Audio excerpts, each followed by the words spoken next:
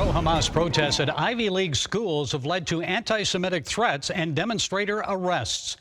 New York Congresswoman Nicole Malliotakis is urging passage of legislation she has introduced, which would strip federal funding from schools that fail to protect students from anti-Semitism. She also wants to pull the visas of foreign students who participate in anti-Semitic protests. Well, joining us with more is Kenneth Abramowitz. He's chairman of Citizens for National Security and author of the book Multi-Front War: Defending America from Political Islam, China, Russia, Pandemics, and Racial Strife. Kenneth, it's good to have you with us. So what do you think of Congresswoman Malliotakis' proposed legislation? Is this the best way to deal with anti-Semitism on college campuses, or do other steps need to be taken? Well, it's a good start, which she proposed. You probably have to do about 10 different things to address anti-Semitism on the campuses. Number one, universities are tax-exempt educational organizations. They've clearly become political organizations, and political organizations do not get tax-exempt status. So I would eliminate all tax-exempt status for all universities starting now.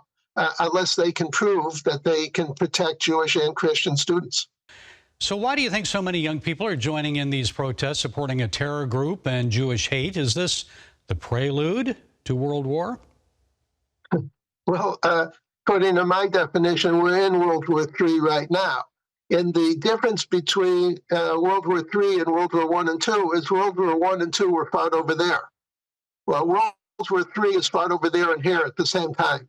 We're discussing today is cultural warfare. How do you fight each other, not with bullets and guns, but with words and protests and ideas? And that's what we're witnessing now on these campuses.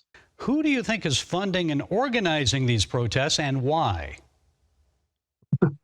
Well, basically our outside enemies want to destroy us, and they're using our internal enemies as a weapon, not a physical weapon, yet a cultural weapon. So I would say that, by the way, when I see protesters, I divide them immediately into 10% and 90%. 90% I call useful idiots. That's what a term that Lenin used 100 years ago. It's the 10%, the ringleaders, who are real evil.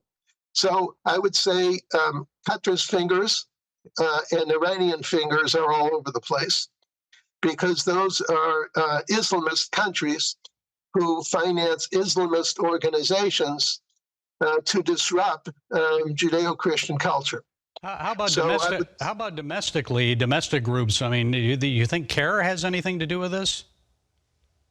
Well, CARE is Muslim Brotherhood. So CARE would be supported by Qatar. Qatar is the leading supporter of the Muslim Brotherhood. It's also joined in with Turkey.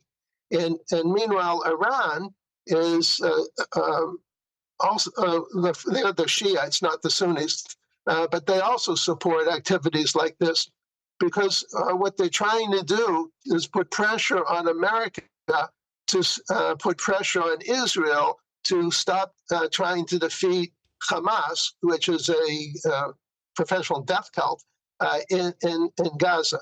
So what do these young people need to understand, Kenneth, about Israel on October 7th and the challenges ahead? Well, they have to understand good versus evil.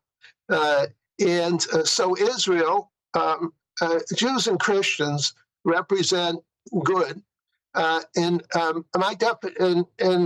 definition of good is, by the way, life, liberty, and pursuit of happiness for 100% of the people. And the forces of evil believe in life, liberty, and pursuit of happiness for 10% of the people. In other words, the criminal organizations that they represent. So these kids are being manipulated to basically support a criminal organization, which is not in their own self-interest. It is not in America's interest, Israel's interest, not in the interest of Jews or Christians. They're being manipulated by these foreign entities. So what do we do about it? Okay, well, The universities, as we just discussed, universities have direct responsibilities to protect their students. And if they don't protect their students, the administration should be fired or sued. The board of directors should be fired or sued. Key donors should stop contributing. The federal government should pull away their tax-exempt status. And also, by the way, the state governments and city governments also provide resources for these universities. So I would say the feds plus the state plus the city should all pull financing from universities that refuse to protect their students. Okay, Kenneth Abramowitz, thank you for being with us. We appreciate it. A pleasure to be with you today.